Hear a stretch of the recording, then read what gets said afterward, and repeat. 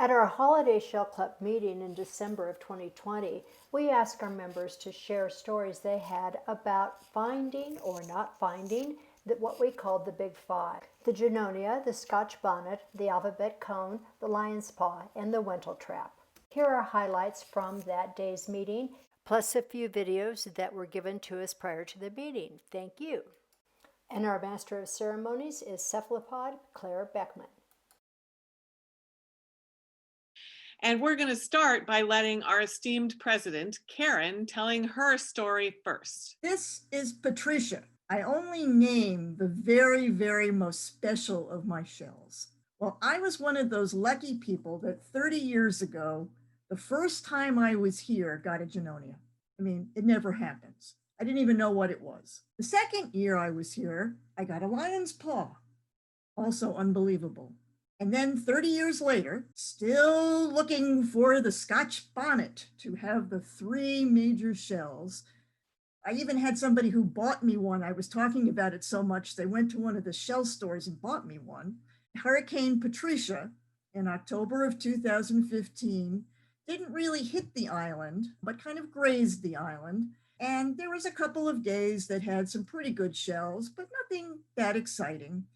And my partner and my little dachshund Emily and I went for a walk on our beach near our house and didn't really find very much. And then she and the dog went back, and I thought, well, I'll just go along the high tide line.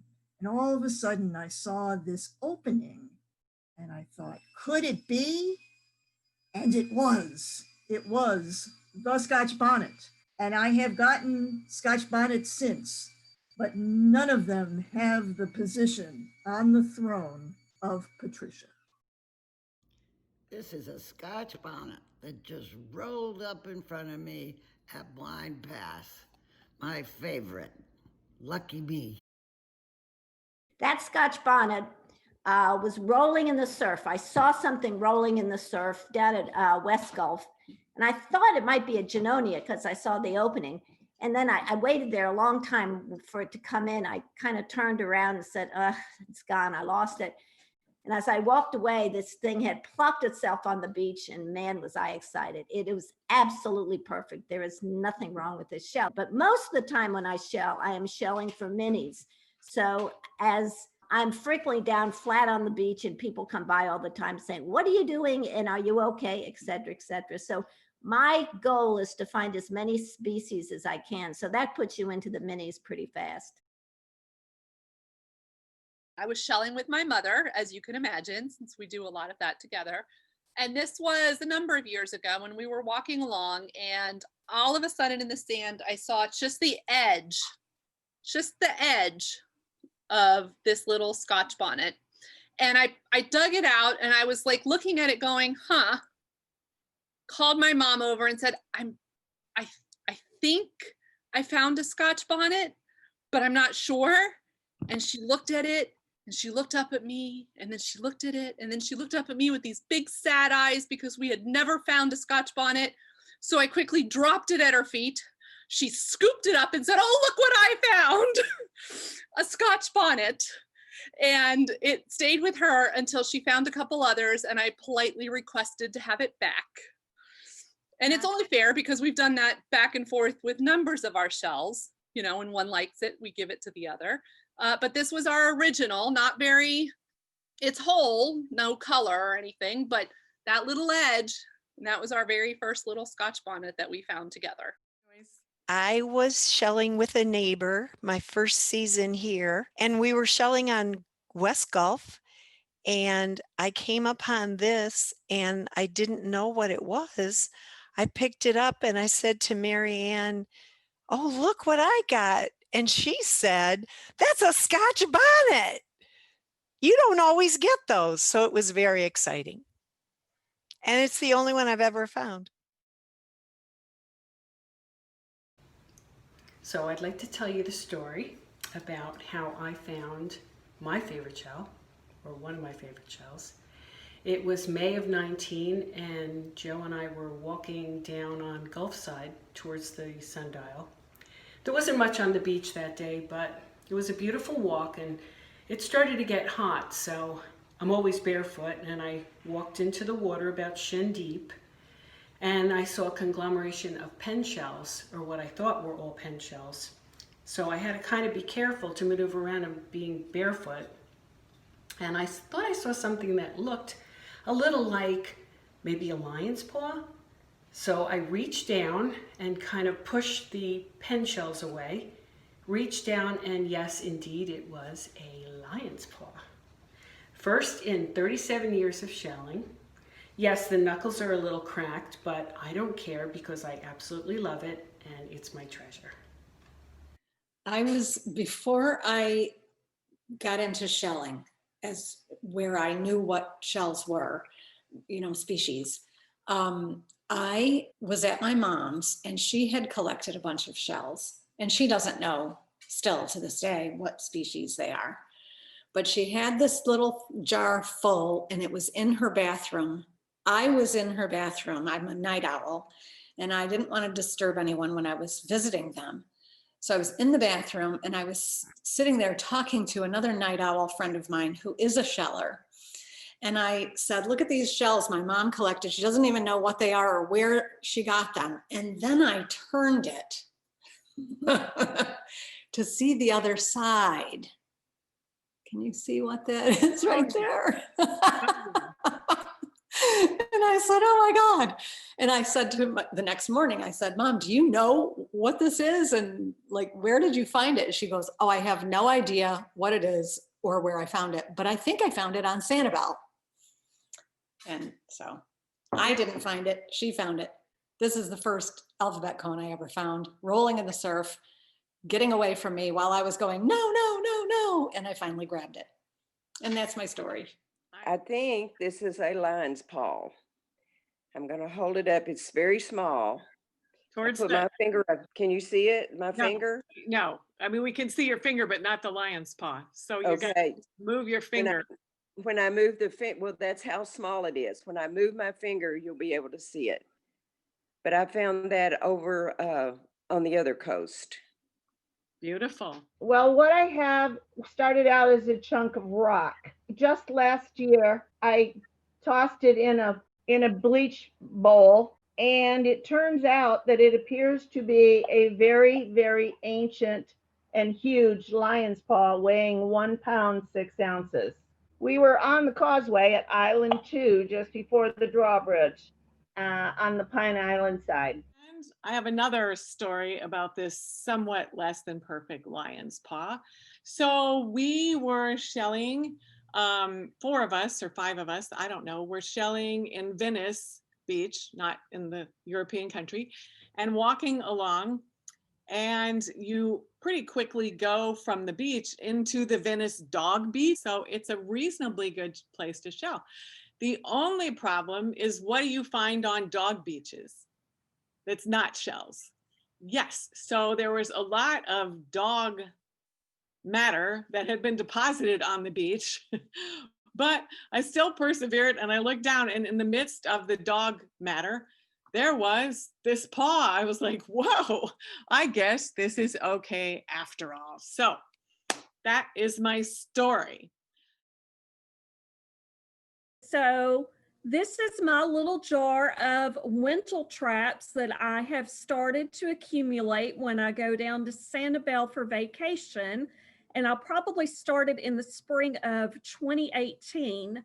All of the years before that, everybody just kept saying you find Wintle traps at the lighthouse, and I would go there and I wouldn't see them. I just didn't have the skill, how you hone in to look for them.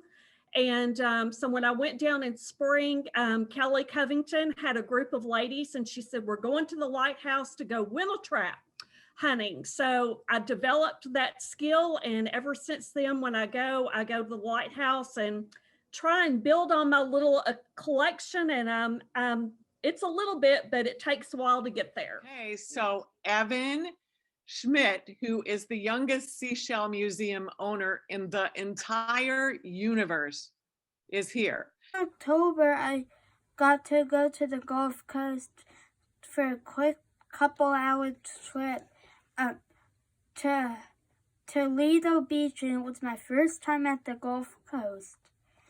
And I was walking around the shoreline when I found this Wentletrap.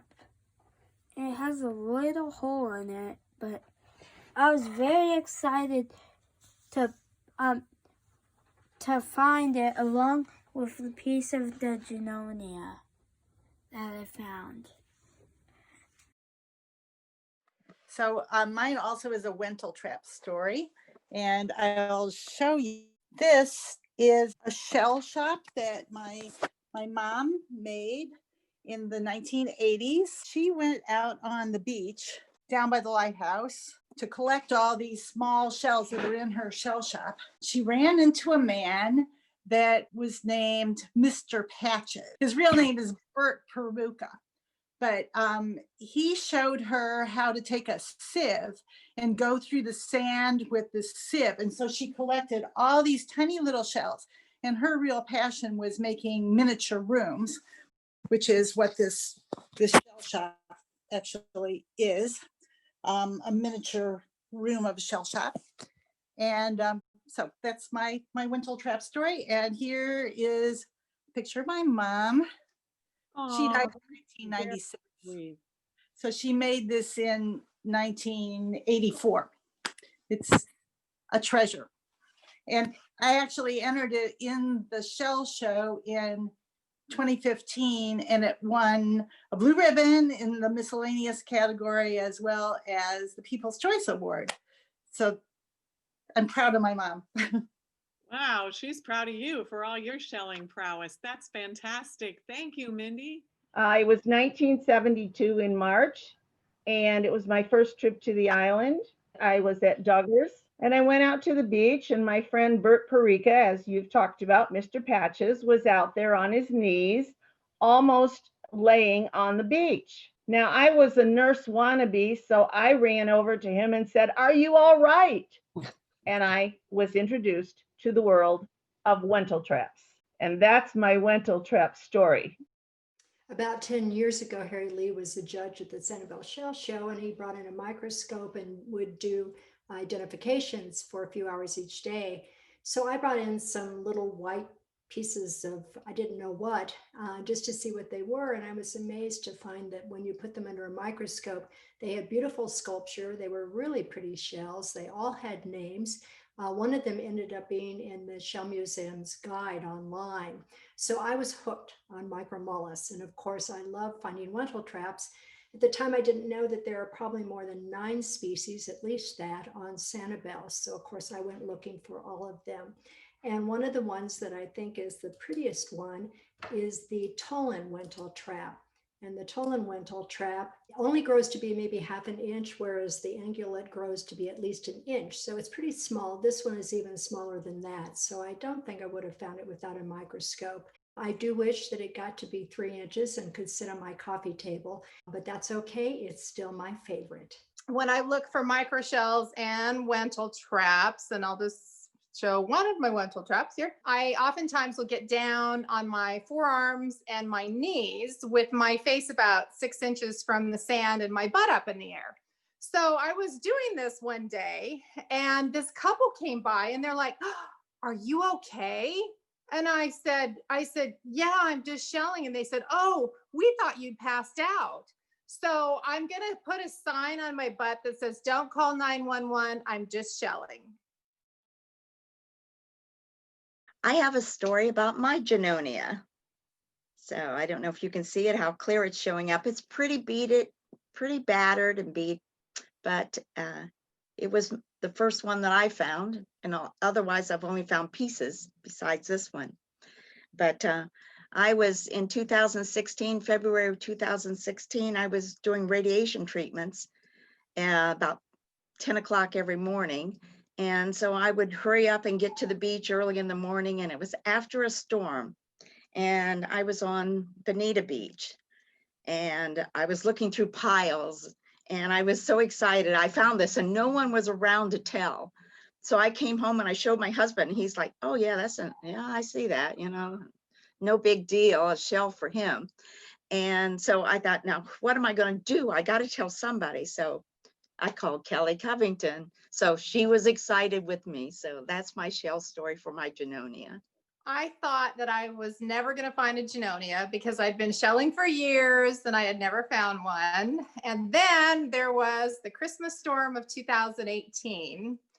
And Barry and I were at Lighthouse and the shells were just rolling in. And so he had gone back to the truck to get something. And I looked down at my feet and this Junonia rolled in right at my feet. So of course I grabbed it and I put it in my backpack because I didn't want it to get away. I wasn't going to just put it in my shelling bag. That wasn't good enough. So then I immediately got on the phone and I'm like, honey, I'm like, the shelling's hot. You better get back here. I just found my first Junonia. So anyway, that was pretty exciting. This one's a little different. I've been cleaning my mother's house out this summer and she had lived there for 51 years. So it was full of stuff and she kept everything. There was a end table kind of pushed in the corner of a room and the drawers and the doors were against the walls and she had stuff stacked on it. So by the time I got there to pull it out and turn it around, we had a mess of junk from that corner. I opened the cabinet underneath and it was full of shells. So this is my mother's Junonia. It's huge. I don't know how she got it, but she was a Sanibel freak and we came down every year since 1963. So it's not my story, but it's my husband's story. He died in 2016, but anyway, it's a Junonia story. Where is that? There we go. Anyway, so he was shelling with one of his friends on Middle Gulf Drive. And this is a shelling etiquette story because he saw this Junonia about 4 feet in front of him. And a woman came from around the side and back and dove in front of him and grabbed it. And he was so upset. But then later in the morning, this one rolled up at his feet. So it was karma.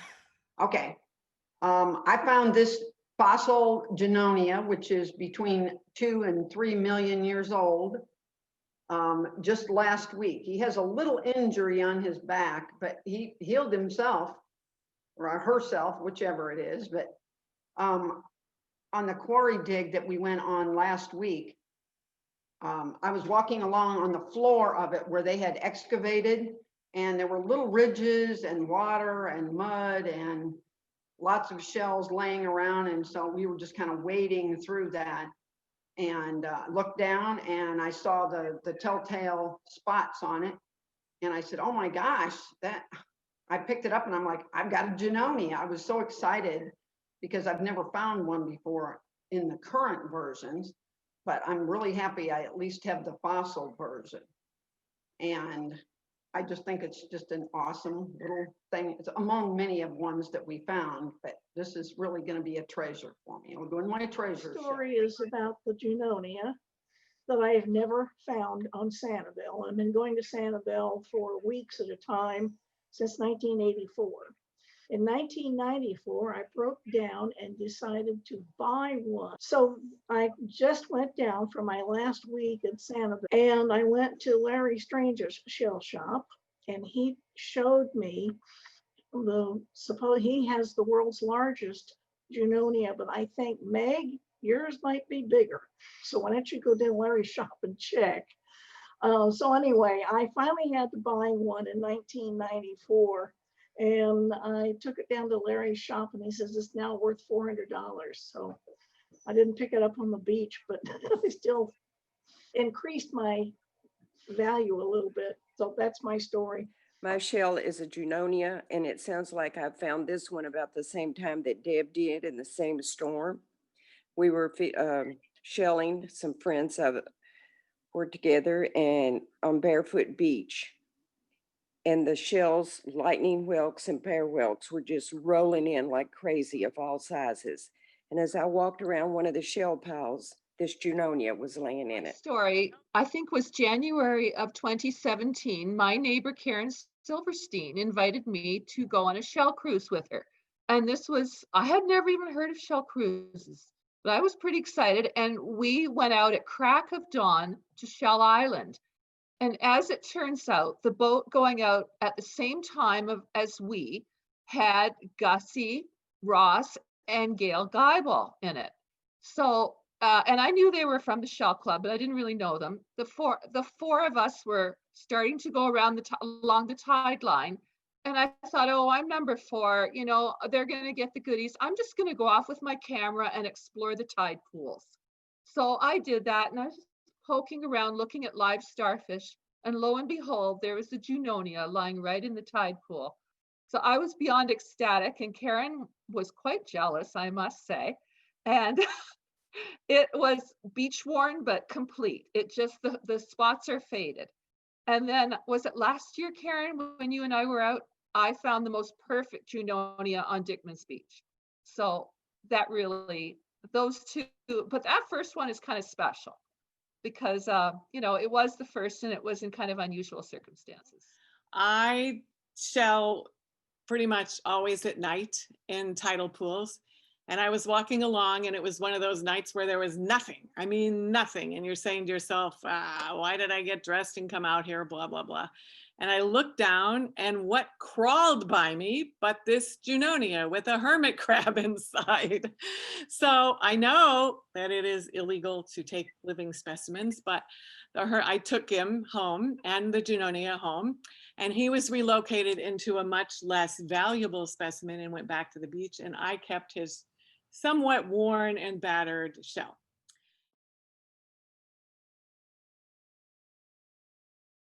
Obviously, my favorite of all shells is an alphabet cone. I vividly recall the morning that I found my all-time favorite. Just after sunrise, I was walking the beach toward the lighthouse in a furious wind as the waves were crashing onto the shore. Shells were strewn all over the sand near the high tide line, totally exposed and easy to see. A lady trotted up from behind me saying, "Sir, I know you're the seashell author. Why aren't you picking up any of these fabulous shells?" Just then, and we saw 2 shells about 20 yards in front of us. One was an alphabet cone, one was a Junonia. Well, I immediately took off, and she did too. She went for the Junonia, I went for the alphabet cone.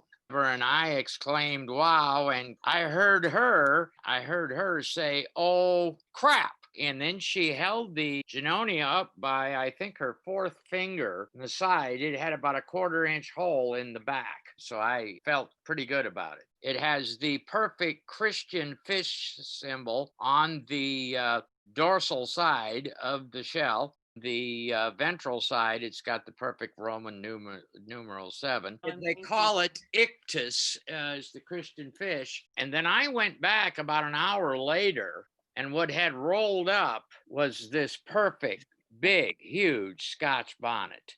And I don't think it was 30 foot away from where I found the alphabet cone. My story involves something very simple. The common little land snail that we find all over the place, those boring little white things. Well, I have been collecting land snails all over northern Mediterranean ports. And these came from the island of Delos in the Greek islands. And I brought them back and I showed them to Anne, who had made wonderful jewelry with land snails she had found when we'd gone to Cat Island a number of years ago.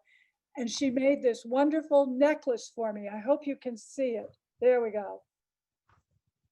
So this is my story in thanks to Anne. This is not a great shell, but it's wonderful to me.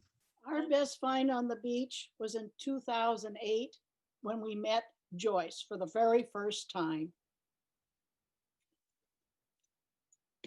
So that's what's special to us. That is the sweetest thing I've ever heard. You would get a special prize if we had any. We're glad you're here. Thank you so much. All right, well, my story comes before the shell. And the story is that about 10 or 12 years ago, my daughter and I were shelling, and we found a shell we had never seen before. It was kind of unusual and lumpy. And we brought it home, and it had a bunch of junk stuck to it. So we put it in the bleach And then we took turns diligently picking off this stuff that was stuck to it. And then when it was all nice and clean, we took it to the identification book, and I'm sure you all know what's coming.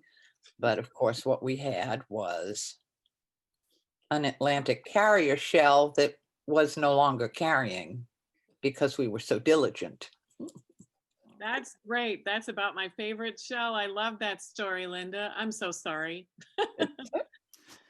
We bought a house that was once owned by Katie Gardenia, and she did this mermaid bathroom.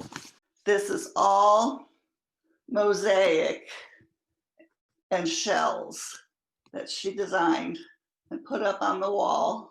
And it goes down and down further and down. And the tail is on the floor. Thank you, Meg. Thank you for showing Katie's beautiful mosaic. I found one of each, at least each of the 5, and only one full Junonia, quite perfect.